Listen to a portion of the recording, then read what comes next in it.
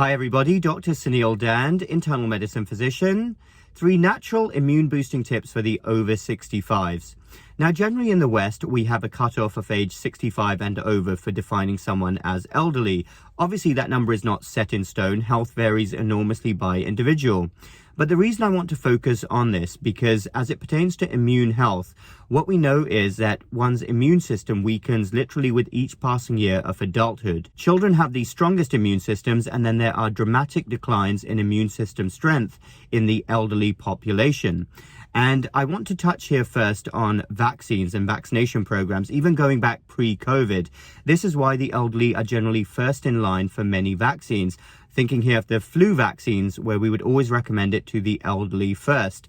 And with COVID-19 vaccines as well, we have in most countries been prioritizing the elderly population, over 65s. And in my experience, I've worked in 3-4 different COVID units in different hospitals over the last 18 months. And I would say that overwhelmingly, the vast majority of my patients have been over the age of 65. Not all of them, but most have been. And this is also backed up with data. We know that there is a heavy skew, that's an understatement, towards the elderly being the worst affected by COVID-19. And in terms of vaccination programs, this is another reason why I am personally annoyed that a handful of Western countries have hoarded COVID-19 vaccine supplies. I've touched on this point before, because right now there are hundreds of millions of people all over the world, predominantly in poor countries, many of them elderly, who have yet to even be offered the chance to receive their first COVID-19 vaccine, while many Western countries are debating now giving boosted shots to healthy young adults. That's something to think about, and I don't think history will judge us well for this. The elderly have to be a priority, and I look at COVID-19 as a global problem. It is not restricted to your social media bubble or your town. It is truly a global problem that spreads from country to country, and we have to vaccinate the highest risk people first. So now that I've said that, let's focus on 3 natural immune boosting tips. Obviously, these could actually apply at any age, but really want to focus on the elderly here. Number 1 is diet. Watch what you eat.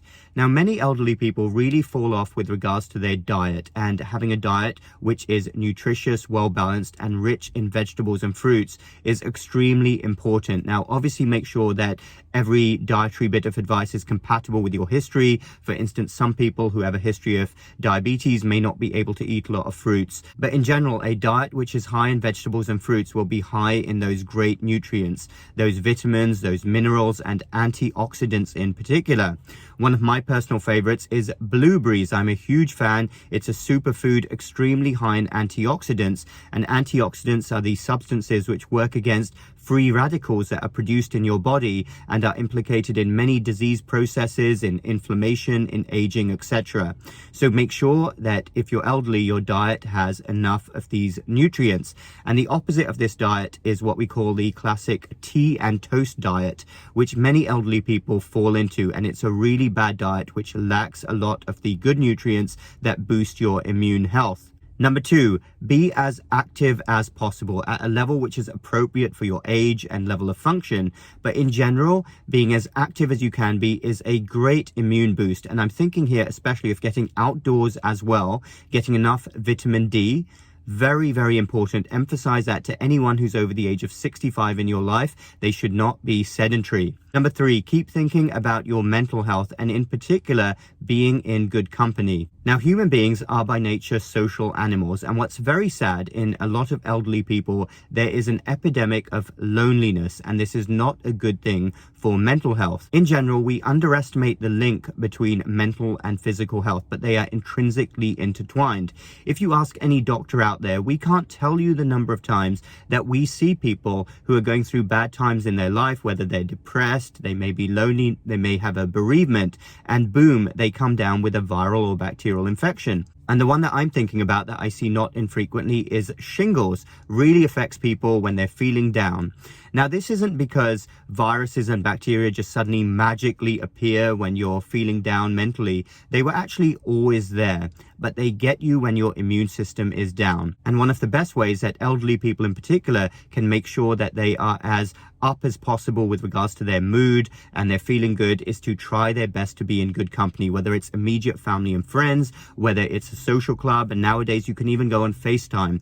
But keep up those social interactions to maintain your immune health and stay well mentally. And of course, make sure it's enjoyable and fun company. And on that note, I hope you all have an enjoyable and fun weekend. Tell those 3 things in particular to any elderly person in your life. Number 1, a diet rich in those best nutrients, those vitamins, minerals, antioxidants. Number 2, stay as active as possible, especially get outdoors, get vitamin D. And number 3 is work on your mental health and stay in good company. Thanks everyone for listening. Dr. Sunil Dan, MedStoic Lifestyle Medicine. Have a great weekend.